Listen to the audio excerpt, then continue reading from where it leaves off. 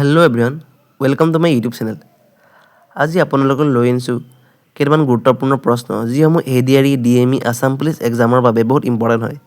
ইয়াৰ পৰা 1 মাৰ্ক হ'লেও কমন পৰিবই। তেন্তে পলম নকৰি আগবাঢ়ো হওক আজিৰ ভিডিঅ'টোলৈ। আজিৰ ভিডিঅ'ৰ প্ৰথমটো প্ৰশ্ন, নলেজ চিটি অফ আছাম বুলি কাক জনা যায়? যোৰহাট জিলাক নলেজ চিটি অফ আছাম বুলি কোৱা হয়।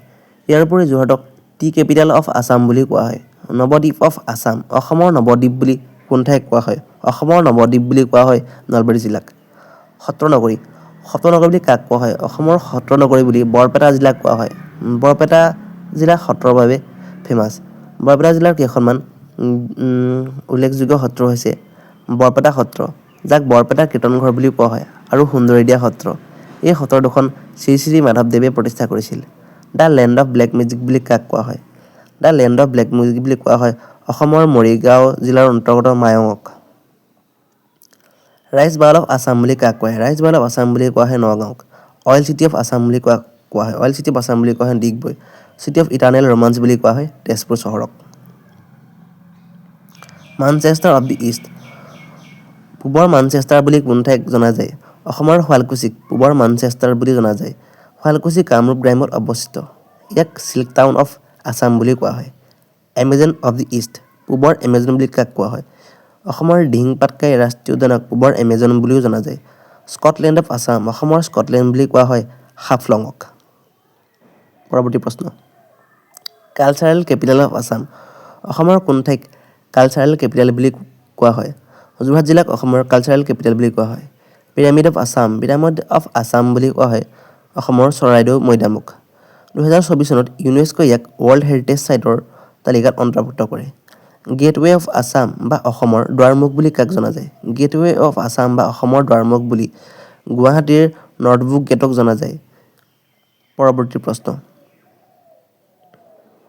খাজুৰাহো অফ আছাম, খাজুৰাহো অফ আছাম বুলি কাক জনা যায়? অসমৰ মদন কামদেৱ মন্দিৰক খাজুৰাহো অফ আছাম বুলি কোৱা হয়। বিজনেছ কেপিটেল অফ আছাম, অসমৰ কোন ঠাইক বিজনেছ কেপিটেল বা বাণিজ্যৰ ৰাজধানী বুলি কোৱা হয়? অসমৰ তিনিচুকীয়া জিলাক বাণিজ্যৰ ৰাজধানী বুলি কোৱা হয়। এই তিনিচুকীয়া জিলাৰ পুৰণি নাম আছিল বেংমৰা। লেণ্ড অফ ৰিভাৰ্ছ, অসমৰ কোন ঠাইক লেণ্ড অফ ৰিভাৰ্ছ বুলি কোৱা হয়? ধুবুৰী। পঞ্চতীৰ্থ, অসমৰ কোন ঠাইক পঞ্চতীৰ্থ বুলি জনা যায়? কামৰূপ জিলাৰ হাজোক অসমৰ পঞ্চতীৰ্থ বুলি কোৱা হয়। গুপ্ত কাশী অফ আছাম, অসমৰ কোন ঠাইক গুপ্ত কাশী বুলি কোৱা হয়? গুপ্ত কাশী বুলি কোৱা হয় বিশ্বনাথ জিলাৰ অন্তৰ্গত বিশ্বনাথ ঘাটক। ভেলী অফ পিচ, শান্তিৰ উপত্যকা, শান্তিৰ উপত্যকা বুলি অসমৰ কোন ঠাইক কোৱা হয়? দ্য বৰাক ভেলী, বৰাক উপত্যকাক অসমৰ শান্তিৰ উপত্যকা বা দ্য ভেলী অফ পিচ বুলি কোৱা হয়। বৰাক উপত্যকাৰ অন্তৰ্গত জিলা হৈছে তিনিখন: কাছাৰ, হাইলাকান্দি আৰু কৰিমগঞ্জ।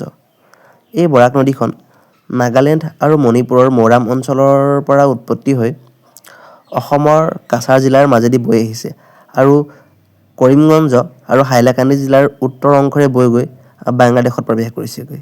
এই বৰাক নদীখনৰ সৰ্বমুঠ দৈৰ্ঘ্য হৈছে প্ৰায় 900 কিলোমিটাৰ। পৰৱৰ্তী প্ৰশ্ন, আইলেণ্ড অফ পিচ বুলি কাক কোৱা হয়? শিলচৰ। পিকক আইলেণ্ড, পিকক আইলেণ্ড বুলি কোৱা হয় অসমৰ উমানন্দ দ্বীপক। মিনি কাজিৰঙা বা ক্ষুদ্ৰ কাজিৰঙা বুলি অসমৰ কোনখন ৰাষ্ট্ৰীয় উদ্যানক কোৱা হয়? মিনি কাজিৰঙা বুলি কোৱা হয় ওৰাং নেশ্যনেল পাৰ্কক। আজিৰ শেষৰটো প্ৰশ্ন হৈছে, টি চিটি অফ ইণ্ডিয়া, ভাৰতৰ চাহৰ চহৰ বুলি কোন ঠাইক কোৱা হয়? ভাৰতৰ চাহৰ চহৰ বুলি কোৱা হয় অসমৰ ডিব্ৰুগড় জিলাক। মনত ৰাখিব, অসমৰ চাহৰ ৰাজধানী বুলি ক'লে হ'ব যোৰহাট, আৰু ভাৰতৰ চাহৰ চহৰ বুলি ক'লে হ'ব ডিব্ৰুগড়। ডিব্ৰুগড় জিলাক ৰিচেণ্টলি আমাৰ CM ছাৰে অসমৰ দ্বিতীয়খন ৰাজধানী হিচাপে ঘোষণা কৰিছে। যদি ভিডিঅ'টো চাই ভাল পালে তেন্তে লাইক আৰু ছাবস্ক্ৰাইব কৰি দিব। আজিলৈ ইমানেই।